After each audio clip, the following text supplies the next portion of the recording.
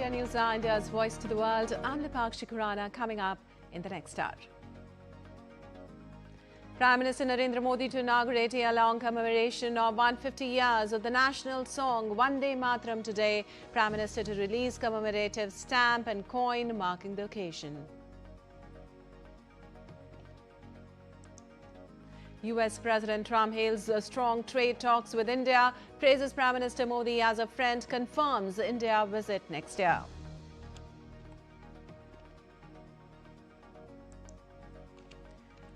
UN Chief Guterres slams climate inaction as he underlines global failure to curb warming ahead of Brazil's COP30 summit. World Fund to save forests rakes in over $5 billion in pledges.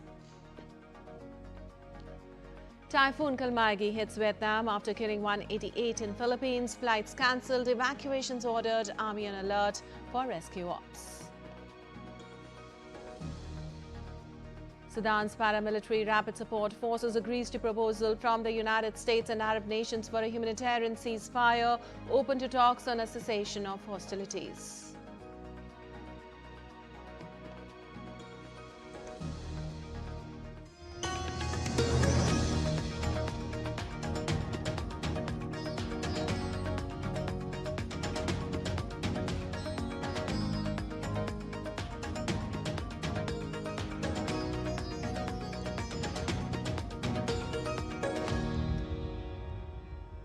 And on to the details now. Prime Minister Narendra Modi will inaugurate the year-long commemoration of 150 years of the national song Vande Mataram in Delhi today. In a social media post, Prime Minister Modi termed the song as a stirring call that has inspired generations and ignited an undying spirit of patriotism across the nation. The Prime Minister will also release a commemorative stamp and coin on the occasion. The celebrations will witness mass singing of the full version of Vande Mataram across public places with participation of citizens across all segments of society in conjunction with the main program.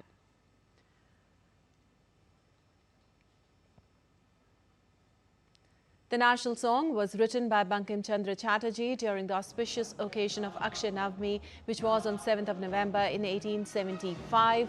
The song invoking the motherland as the embodiment of strength, prosperity and divinity gave poetic expression to India's awakening spirit of unity and self-respect. It soon became an enduring symbol of devotion to the nation.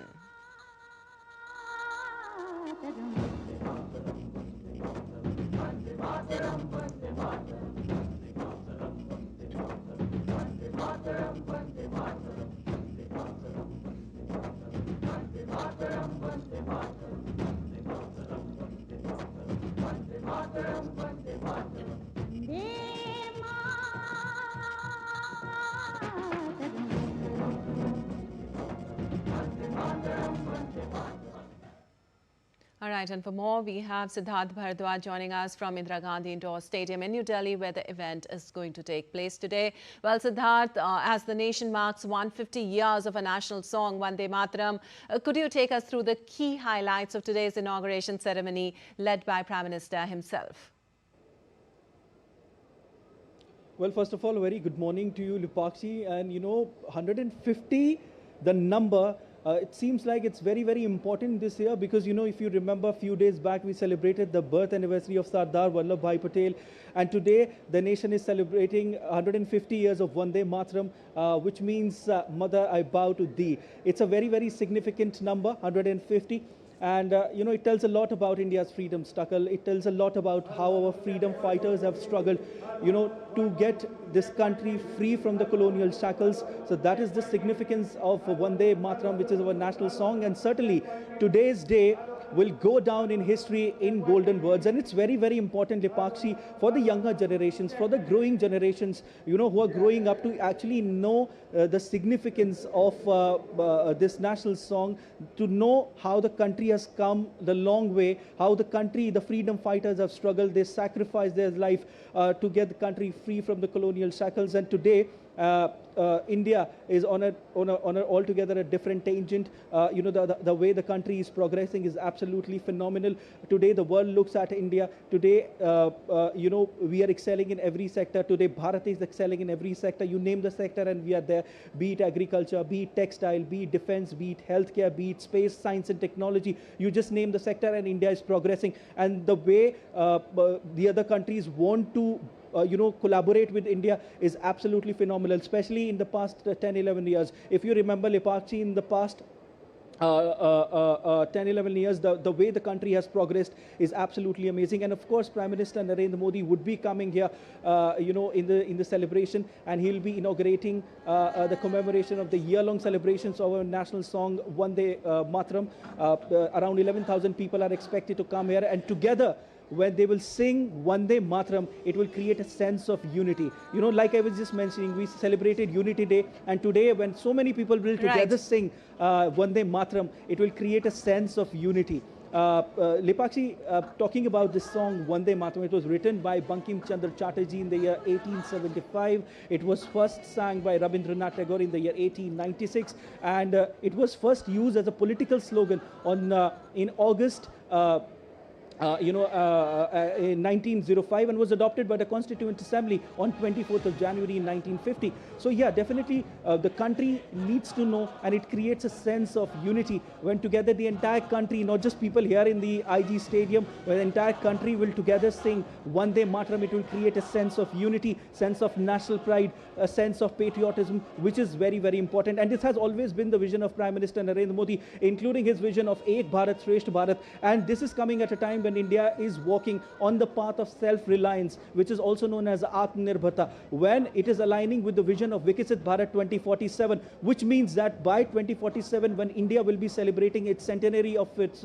independence, the country will be able to manufacture everything under the sun. So that is where India is progressing, and it's taking giant strides. When you talk about science and technology, for example, when you talk about the space sector, recently ISRO has launched India's heaviest communication satellite, CMS-03, with the rocket LVM-3.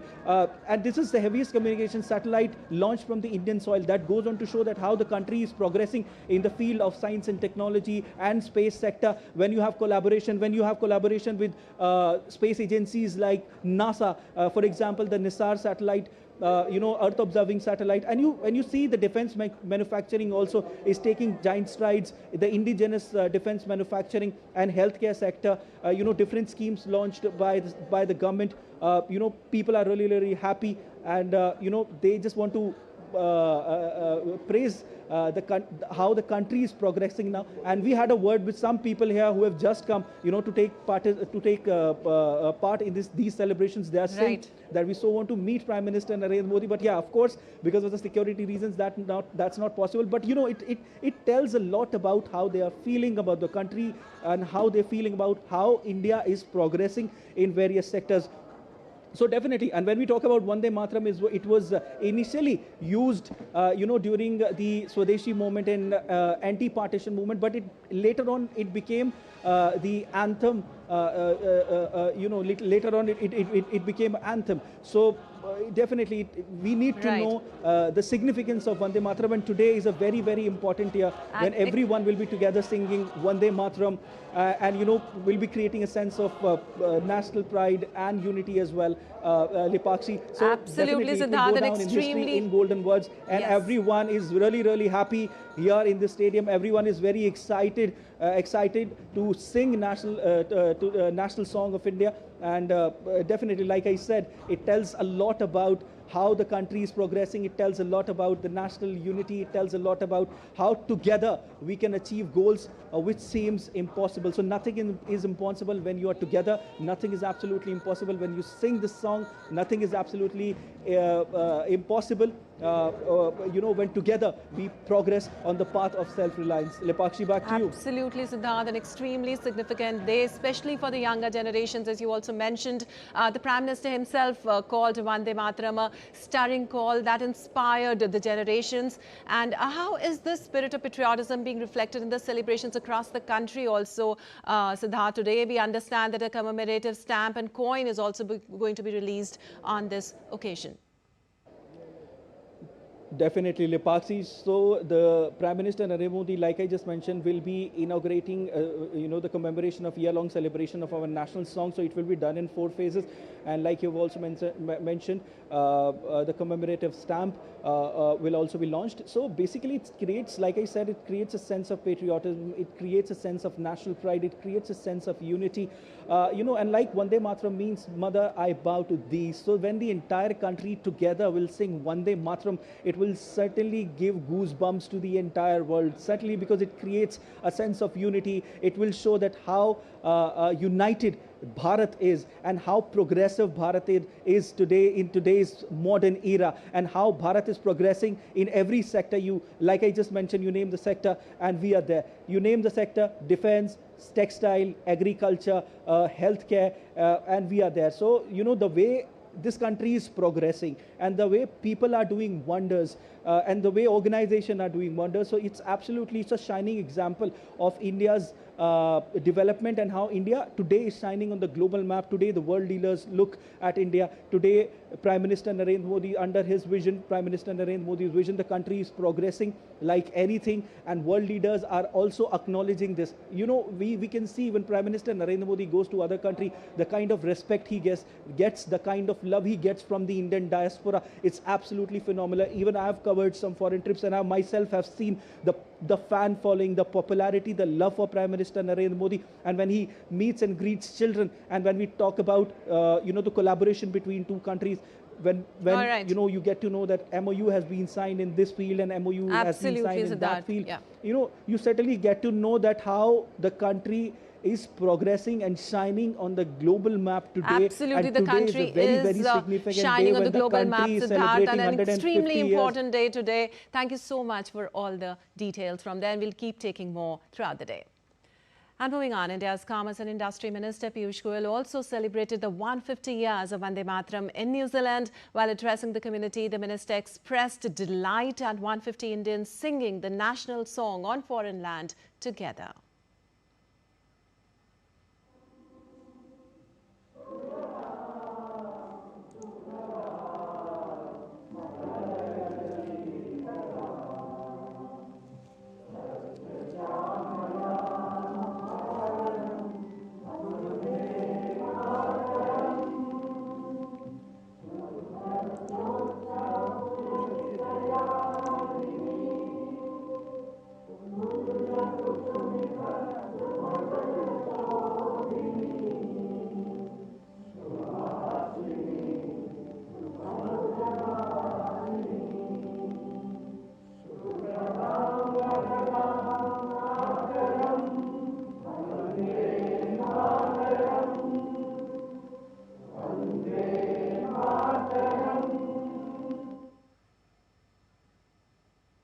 We are going to recite Vande Mataram at 150 places with 150 people in attendance in each of our various parliamentary constituencies.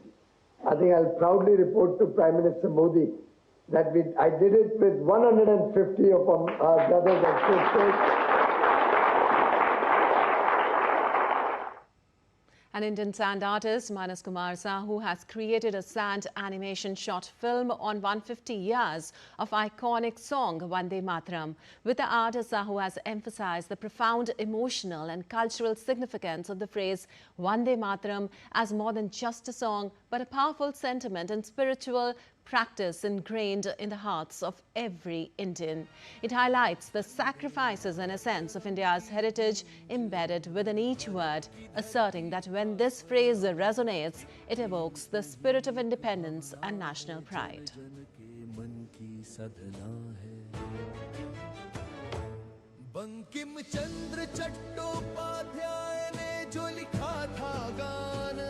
जगा गया भारत में अभिमान वर्ष हुए उस पुकार को जग उठे थे वीर ललकार को अनंत बलिदानों की ये कथा मां के चरणों में अर्पित प्रथा जब उठी वंदे मातरम की तान उठी थी अंग्रेजी शान भूखे नंगे पर थे दिलदार मां की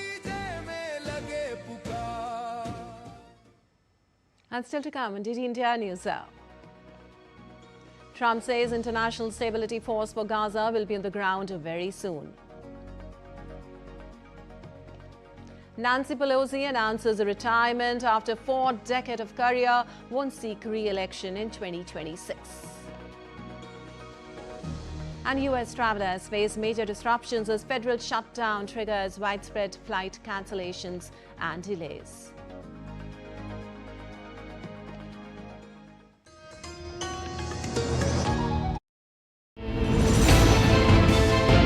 Geopolitics and trade deals. Economic challenges amid development. Hard work and the path to prosperity. It's the economy, always. Between walkers, money is what money does and says. Supply creates its own demand. Between the bulls pulls and bears tears. When supply chains globalization and India rises to the podium. We'll get you centered with the Economic Brief at 8 p.m. every Thursday on DD India.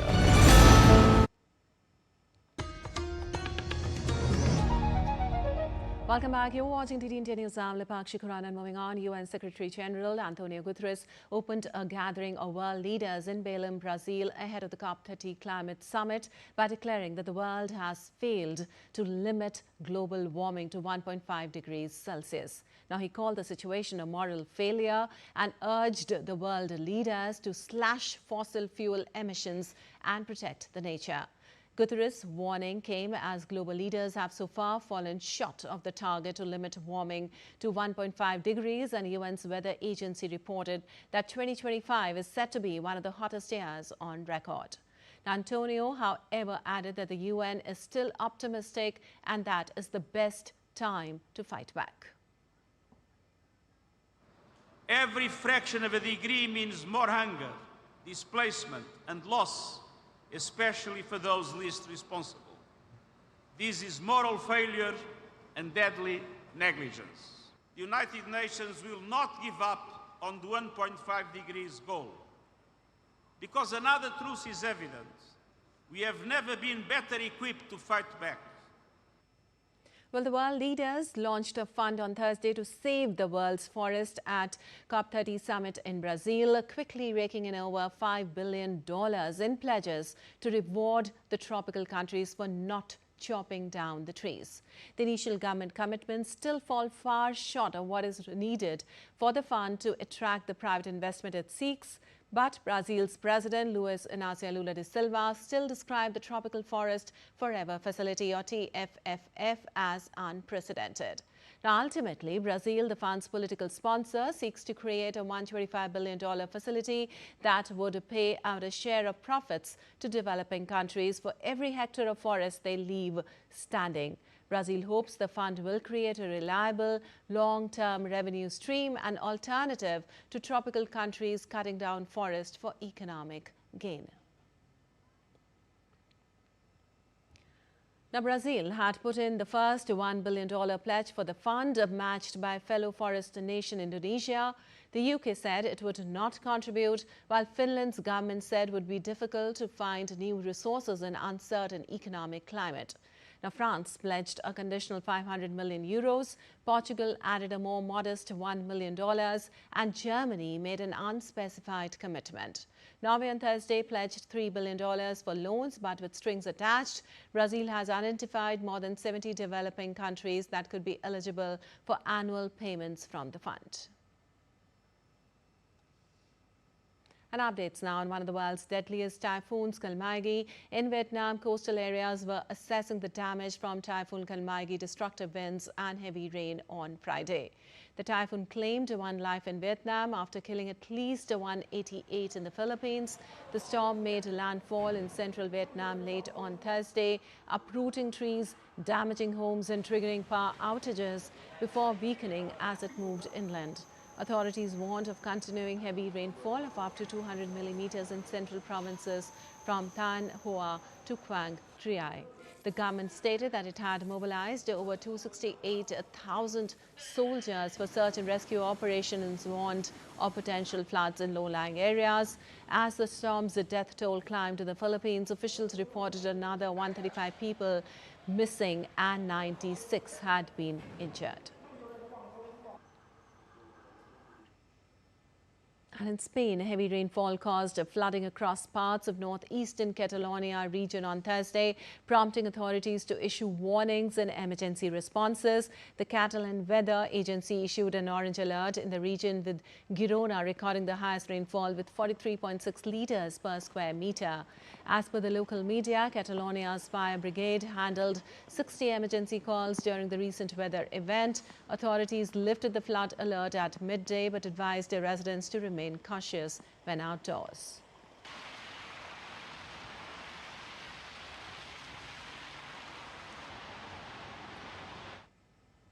And Sudan's paramilitary Rapid Support Forces agreed to a proposal from the United States and Arab powers for a humanitarian ceasefire on Thursday and to talks on a cessation of hostilities. Both the RSF and the Sudanese army have agreed to various ceasefire proposals during their 2.5-year-old war, though none have succeeded. U.S. President Donald Trump's administration stated that it was making efforts to bring an end to the conflict in Sudan. The announcement comes less than 2 weeks after the RSF took over the famine-stricken city of Al-Fashir, consolidating its control over the vast western region of Darfur. Earlier in September, the United States, Saudi Arabia, the United Arab Emirates and Egypt called for a 3-month humanitarian truce in Sudan to be followed by a permanent ceasefire. And U.S. President Donald Trump announced that an international stabilization force for Gaza will be deployed very soon. The move comes as Washington prepares to share a draft UN Security Council resolution outlining Trump's Gaza peace plan, seeking broad international backing. Now, the proposed resolution calls for a 2-year mandate to establish a transitional governance body and deploy peacekeeping forces in Gaza. The plan aims to restore order and pave the way for lasting stability after months of devastation. For adoption, the resolution must secure 9 affirmative votes without vetoes from the Council's 5 permanent members. Do you have an update on how soon that international stability force may be on the ground in Gaza? Very soon. It's going to be very soon. And Gaza is working out very well. And you haven't been hearing too much about problems. And I'll tell you, we've had countries that have volunteered. If there's a problem with Hamas, as an example, or a problem with anything, but they volunteered to, on a single basis, go in and take care of it. We're very powerful countries in this coalition. And it's not, you know, this is because I've heard some of the press saying, well, it's a very tentative, or it's not tentative. This is a very strong piece. Well, Israel launched heavy airstrikes on southern Lebanon, targeting Hezbollah positions it claims are being rebuilt in violation of the ceasefire. The strikes followed urgent evacuation orders for several border villages, including Aita al-Jabal and Ter Deba, as residents fled under Lebanese civil defense guidance. Now, thick smoke arose over the region within an hour of the warnings. Israel insists it is acting to defend its borders and uphold the 2024 ceasefire, vowing not to let Hezbollah rearm after the last conflict. Beirut confirmed casualties and rising fear of renewed conflict, while Hezbollah maintains its commitment to the ceasefire, yet asserts its legitimate right to resist. And moving on, Nancy Pelosi, the first woman to serve as the powerful Speaker of the U.S. House of Representatives, has announced her retirement. She will not run for re-election to Congress in 2026. It marks the end of her 4-decade career. She made her announcement 2 days after voters in California on Tuesday overwhelmingly approved Proposition 50. She's been at the forefront in battling for control of the House and especially taking on Republican Donald Trump, who feuded with her in his first presidential term from 2017 to 2020. Pelosi's retirement follows years of younger Democrats chafing at elders, hanging into their positions of power and not doing enough to cultivate future leaders.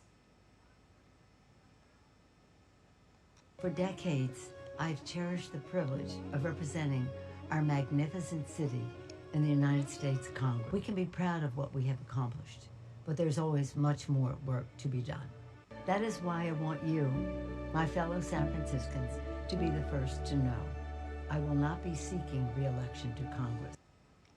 Meanwhile, U.S. President Donald Trump was glad with Pelosi's retirement. Nancy Pelosi? Nancy Pelosi's retirement. I think she's an able woman. I'm glad she's retiring. I think she did the country a great service by retiring. I think she was a tremendous liability for the country. I thought she was an evil woman who did a poor job, who cost the country a lot in damages and in reputation. I thought she was terrible. Thank you very much. Well, the travelers across the United States brace for major flight disruptions as the federal government shutdown triggered widespread cancellations. Now, the airlines are cutting hundreds of flights, citing safety concerns and staff shortages. Chaos has descended at the U.S. airports. The Federal Aviation Administration has ordered a 10% reduction in flights across 40 high-traffic areas of the country. More than 650 flights were already cancelled, with numbers expected to rise. American Airlines confirmed it would cancel about 220 flights daily as part of the revised schedule. The shutdown has impacted operations at major airports, with travelers at Boston and Newark airports facing average delays of more than 2 hours, and those at Chicago and Washington more than an hour. Authorities say the flight reductions are precautionary measures to prevent potential safety risks amid the ongoing disruption. And across the Afghan-Pakistan border, cross-border fire killed 5 people and wounded 6 on Thursday, even as both sides are holding ceasefire talks in Turkey to stop recent deadly clashes. Now, according to a hospital official in Spin Bolduc, southern Kandahar, 5 people, 4 women and 1 man died and 6 were injured in Thursday's brief exchange of fire. Afghanistan blamed the Pakistani forces for opening the fire during ongoing Istanbul negotiations. The Nepal government has declared 45 individuals as martyrs who were killed in the Gen Z protest that took place on September 8th and 9th. Country's IT minister said the decision was taken based on the studies received from the Home Ministry, different district administrative offices, security bodies and other concerned stakeholders. The government has made the name list of 45 individuals public. Meanwhile, the number of deaths in the protest had reached 72, with 59 protesters, 10 inmates in prison and 3 security personnel. 1 million rupees as relief is given to the family of the martyrs by the government of Nepal.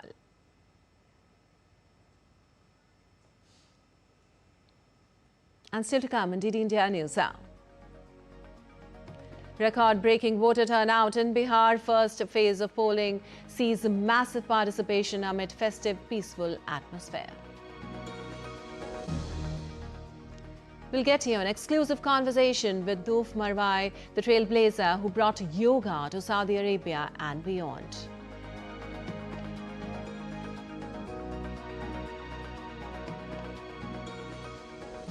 And India celebrates the birth anniversary of Nobel-winning physicist and pioneer of light science, C.V. Raman, today.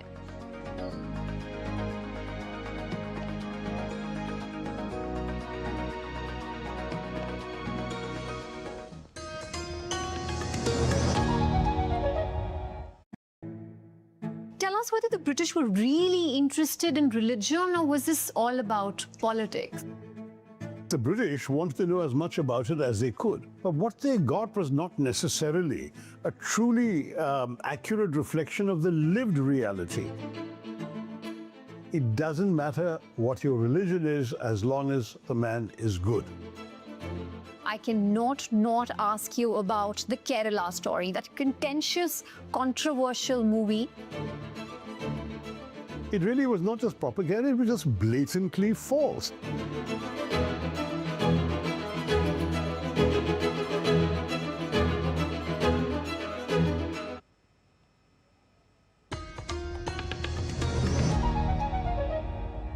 Welcome back. You're watching DD India News. I'm Lipakshi Khurana, and time now for a quick recap of the headlines. Prime Minister Narendra Modi to inaugurate a year-long commemoration of 150 years of the national song Vande Mataram today. Prime Minister to release commemorative stamp and coin marking the occasion. US President Trump hails the strong trade talks with India, praises Prime Minister Modi as a friend, confirms India visit next year. UN Chief Guterres slams climate inaction as he underlines global failure to curb warming ahead of Brazil's COP30 summit. World Fund to save forest rakes in over $5 billion in pledges. Typhoon Kalmaegi hits Vietnam after killing 188 in Philippines. Flights cancelled, evacuations ordered, Army on alert for rescue ops. Sudan's paramilitary Rapid Support Forces agrees to proposal from the United States and Arab nations for a humanitarian ceasefire, open to talks and a cessation of hostilities.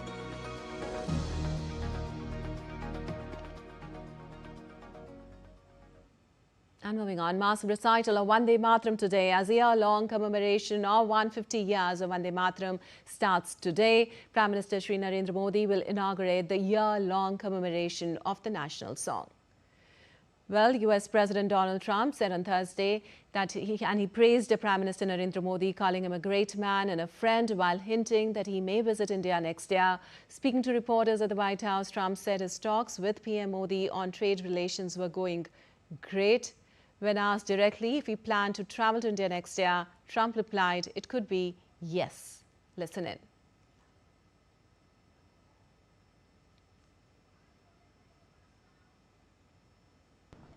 I had a great trip there with Prime Minister Modi. He's a great man, and I'll be going.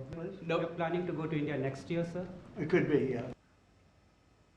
And India's eastern state of Bihar witnessed successful first phase of polling on Thursday, recording a turnout of 64.66%, the highest in the state's history. However, this is not the final figure. It may increase further.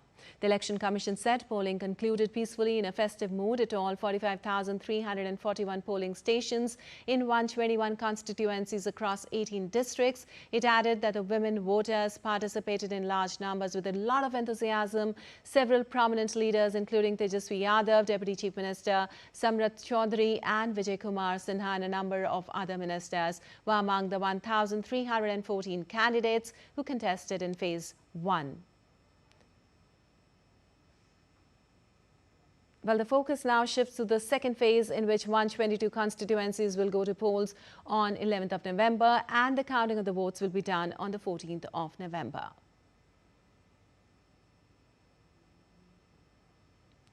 In another first in Bihar, as part of the International Election Visitors Program, 16 delegates from 6 countries, namely South Africa, Indonesia, Thailand and Philippines, Belgium and Colombia, witnessed the poll proceedings. The delegates commended the Bihar elections for being internationally one of the most well-organized, transparent, efficient and participative elections.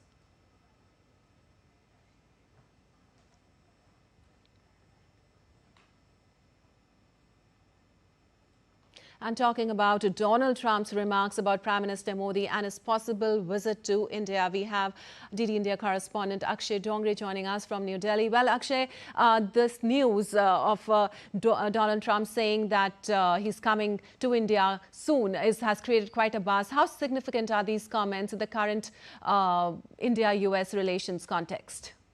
Well, not that we are looking for validation for Donald Trump or his visit is going to make much of a, is going to impact India in a very big manner. That should be clear to the US counterparts. But as an ally, as a country that respects its allies, as a country that respects the bilateral relations, India will be quite keen on welcoming Donald Trump, because he is, after all, the president of one of the closest ally of India when it comes to the Western countries, president of one of the biggest market, one of the biggest economy, as well as the oldest democracy, and we share values. So that is the point where US and India look eye to eye. They exchange their views, they exchange their ideas about how the global governance should be.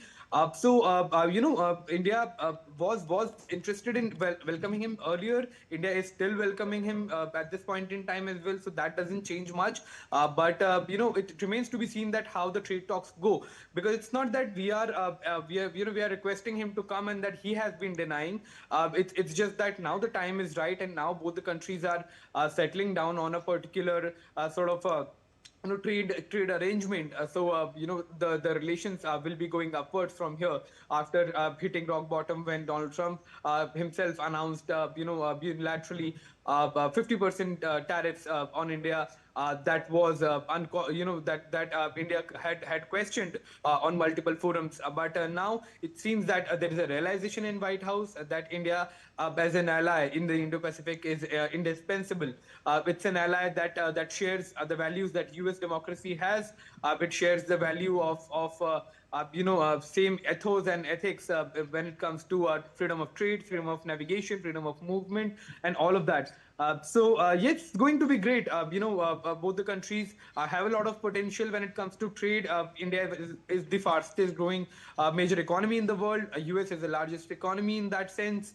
Both the countries have a lot of technologies to share and technical know-hows to share in a various range of fields, including defense, tech. You have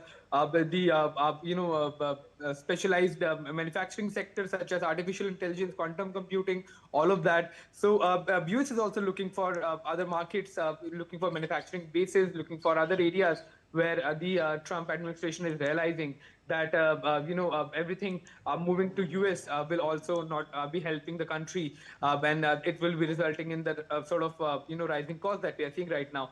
So we are expecting Trump to come, but that's about it. There is as much enthusiasm as it could have been in India for any other leader of a major economy or a close ally. So remains to be seen that how it all pans out. All right. Also, Akshay, Trump said his talks with Prime Minister Modi on the trade relations were also doing great, and he profusely praised Prime Minister Modi too. Well, again, circling back to the same thing, it seems that there is a realization in the White House that the kind of friendship that has been there before the Trump administration, especially the second one, came into power, and the kind of progress that both the countries were making, and it seems that after sliding off the track, there is an attempt to find an off-ramp to the hostilities that were created a few months back. All right, Akshay, thank you so much for all those details. Well, US President Donald Trump praised Prime Minister Narendra Modi, calling him a great man and a friend, while also hinting simultaneously that he may visit India next year. And moving on, as we told you earlier, how Bihar has recorded its highest ever voter turnout in the first phase of polling at 64.66%. Deepika Meheto from there gets us more. Well, Deepika, tell us about the enthusiastic response from the voters, especially women across the state yesterday, the highest voting recorded yesterday. Good morning, Lipakshi.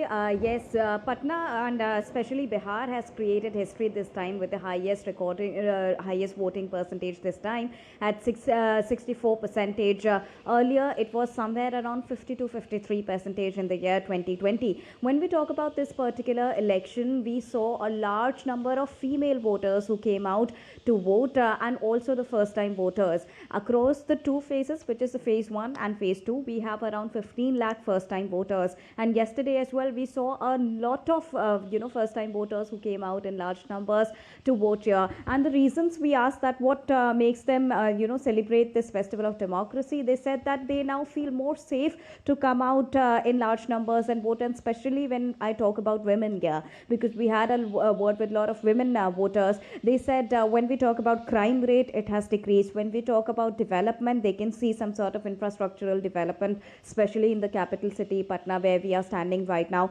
And they also talked about various aspects. And now they also talked about the key issues that they want to be illuminated, and that is all the more reason why they want to come out in large numbers and ensure that what they are demanding can and their demands can be met by the upcoming government. That depends on the caste system, that depends on infrastructural development, and that also revolves around job creation. So these are the key demands what the people here want, and they came out in large numbers to cast their vote yesterday so that they can ensure that their demands are met. And also safety has been a key factor here that pushed more number of women to come out and vote. And of course, the first time voters also added more color to the figures.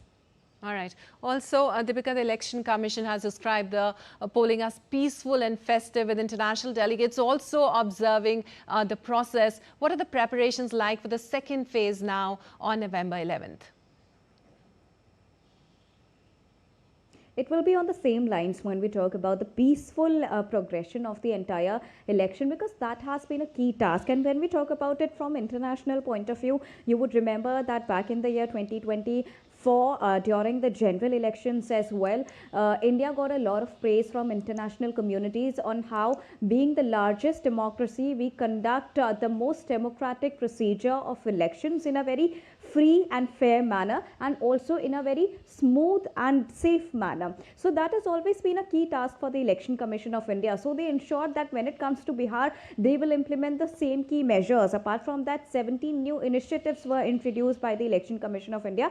One of them being the installation of webcasting in every polling booth across the 121 constituencies. And they want to do the same in the next 122 constituencies, which will be going to poll in the second phase of elections as well. So they want to ensure a very free, a very safe and a very peaceful election. And also to woo the voters, they have done a lot of activities like making rangoli at the polling booth, making the polling booth more colorful, installing the selfie booths there as well, so that the voters not only come here and vote, but enjoy the entire democratic process, take selfies and share it with more number of people, so that they can also be motivated to come out and vote in large numbers. Absolutely. Right. Lipakshi. All right. Thank you, Deepika, for all that information from there. And moving on, Noor Marwai, the first certified yoga teacher in Saudi Arabia, founded the Arab Yoga Foundation. Initially started as the Saudi Arabia Yoga School in 2004, the foundation played a crucial role in popularizing yoga in Saudi Arabia and the Arab world. As president of the Asian Yogasan Sports Federation, she played a leading role in the 6th Asian Yogasan Championship in UAE this August. It's after this championship that India and UAE significantly expanded their cooperation to promote yoga as a sport. Now, earlier, Saudi Arabia's Ministry of Sports and India's Ayush Ministry signed a historic MOU in 2021 to promote yoga in Saudi Arabia. Munmun Bhattacharya caught up with Noor Marwai in Riyadh. Take a look. The face of yoga in Saudi Arabia and the Arab world, Noor Marwai, is here with us in Riyadh. Such a pleasure to have you, ma'am, on DD India once again. Every time I meet you, I want you to tell our audience about your inspirational story. You are a cultural ambassador of yoga here in Saudi Arabia and the entire Arabian Peninsula. Tell us about how you took to yoga. Actually, I was diagnosed with lupus erythematosus. It's an autoimmune disease. I was diagnosed when I was 17 years old, and my parents were so concerned because it was difficult for me to go to school. So that year, they said, you're no longer going to school. And I started practicing from a book that year itself, a book my dad brought from one of his travels. And I went back to school, and I also went back to college and graduated with high honors. What yoga offered me is a complete lifestyle solution that helped and revived me. And you've played a key role in popularizing yoga throughout the Arabian Peninsula. Tell us about how you started this journey of taking yoga beyond yourself to a whole region.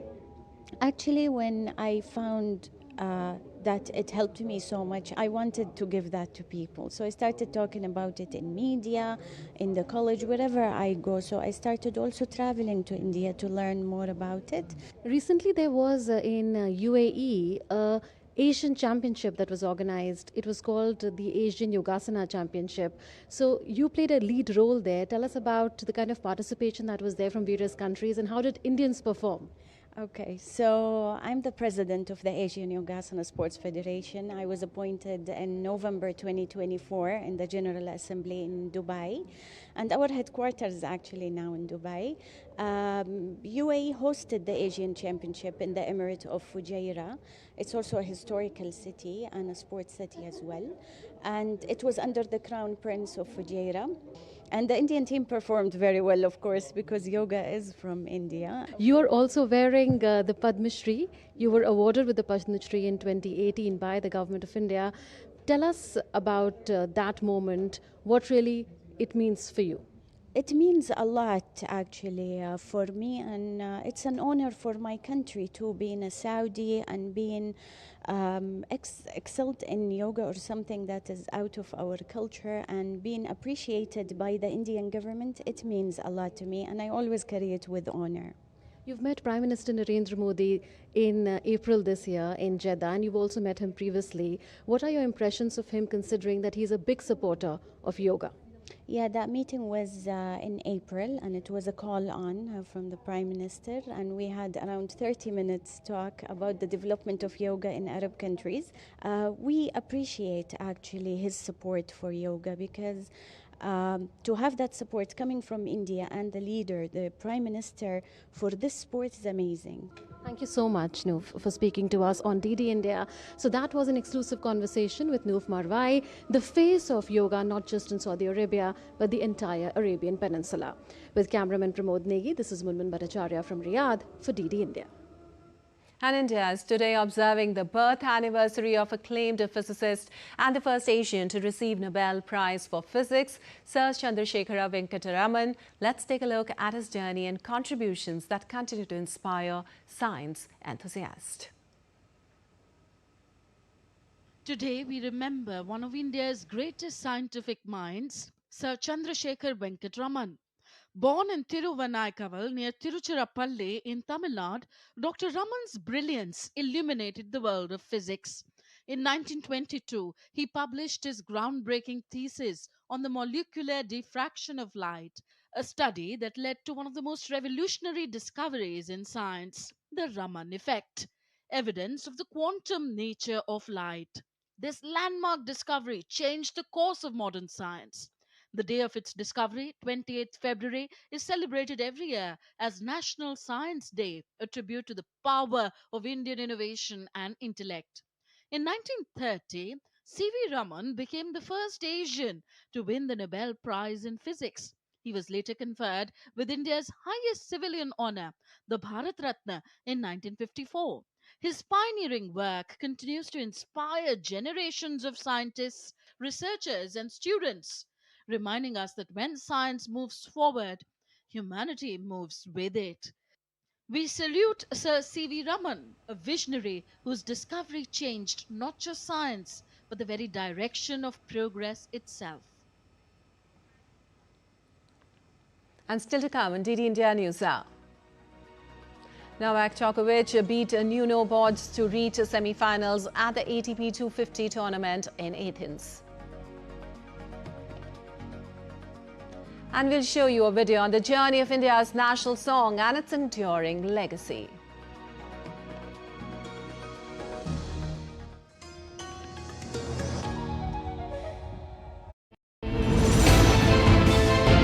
Geopolitics and trade deals. Economic challenges amid development. Hard work and the path to prosperity. It's the economy always. Between walkers, money is what money does and says. Supply creates its own demand. Between the bulls pulls and bears tears.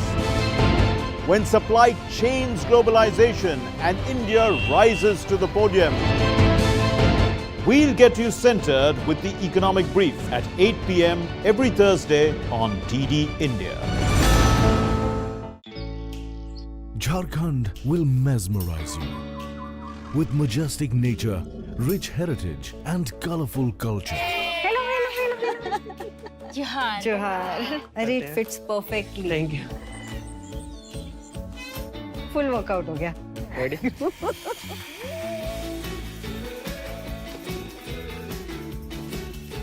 Postcards from Jharkhand on National Geographic.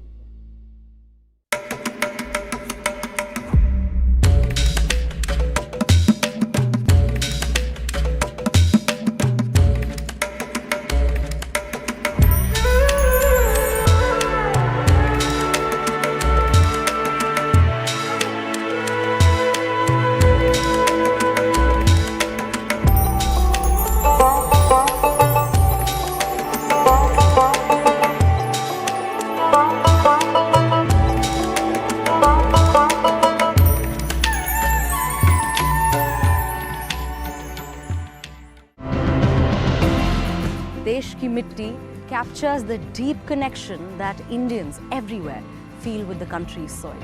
But today, this land and the communities that directly depend on it both face grave threats. We uncover stories of innovation and resilience that are trying to safeguard this soil for the future generations. When we follow what the scientists recommend, we end up spending less. I now use less.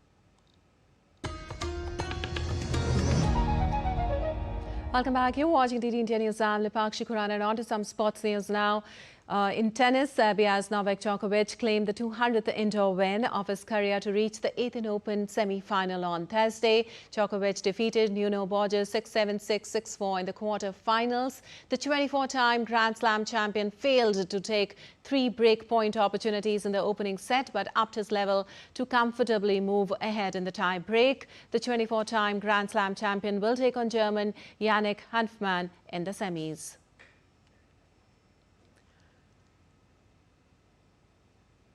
And on to some updates from the Fight Chess World Cup in Goa now. Grandmaster Vidit Gujarati finally came out triumphed against 12-year-old Oro Faustino of Argentina to reach the 3rd round on Thursday. The 12-year-old Oro is already one of the rising stars of the game and put up brilliant display of chess in the tournament. Grandmaster R. Pragananda also made it to round 3 after a fighting battle against a young Uzbekistan-born Australia's Temur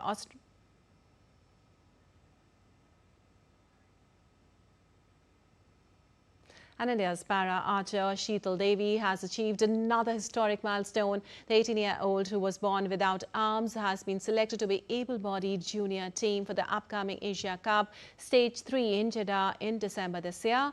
This is the first time a para-athlete has been picked for an Indian able-bodied team set to compete at an international archery tournament. Earlier, Sheetal clinched a bronze medal in the mixed team compound event at the 2024 Paris Paralympics. She made headlines this year by becoming the first female armless world champion. And India is celebrating 150 years of the national song Vande Mataram, composed by Bankim Chandra Chatterjee and immortalized in his novel Anand Mat. Vande Mataram awakened the spirit of India's freedom struggle. Watch this video to know more about the journey of India's national song and its enduring legacy.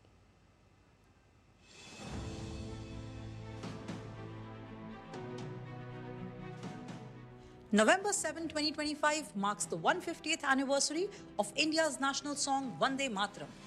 This eternal salutation to the motherland was composed by Bankim Chandra Chatterjee and was first published in the literary journal Doordarshan on 7th November 1875. Today, it continues to stir the soul of India even after 150 years. Featured in Bankim Chandra's immortal novel Anandamat, this hymn became a rallying cry for India's freedom movement, inspiring many patriots to fight against colonial rule. Vande Mataram unified a nation in spirit and purpose, celebrating the motherland as the source of strength, sacrifice and pride. As India marks 150 years of this timeless national song, we honor its enduring message, unity in diversity, love for the motherland and devotion to the country. All right, that's all for this edition of DT India News Hour, but let us know your thoughts on the news of the day. For those on the go, you can get all the latest news and updates from India and across the world on the DT India mobile app. The app is available on both Android and iOS platforms. Scan the QR code on the screen to download now.